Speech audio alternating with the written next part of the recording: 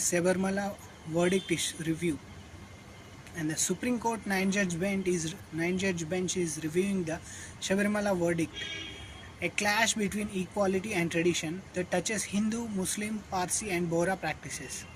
On the one side is the equality, women must have same right to worship. On the other side is tradition. Communities argue that faith practices are sacred and protected. And what are the key judgments and the cases related to the issue?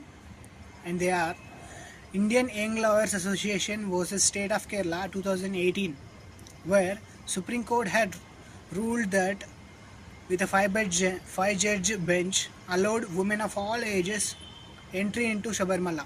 Majority held that the ban violated Article 14 equality and Article 25 freedom of religion.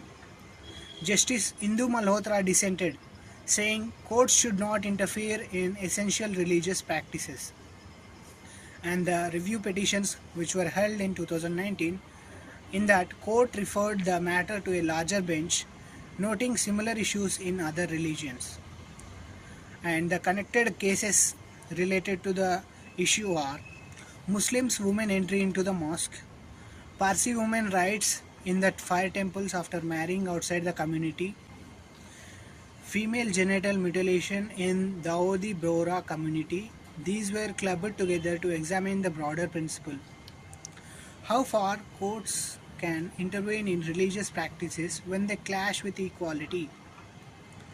And let me explain you the constitutional arguments on the both sides of the argument, and the constitutional arguments supporting the women's entry, that is Article 14 equality before the law, Article 25 freedom of religion applies to all individuals, not just men.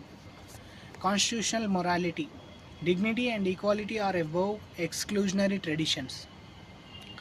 And arguments supporting the traditional practice, Article 25 and 26, communities can manage their own religious affairs. And the doctrine of essential religious practice, courts should not interfere if the practice is integral to the faith. Cultural autonomy, temples and religious institutions are sacred spaces with unique traditions. Gender, and we should follow the gender inclusive middle path.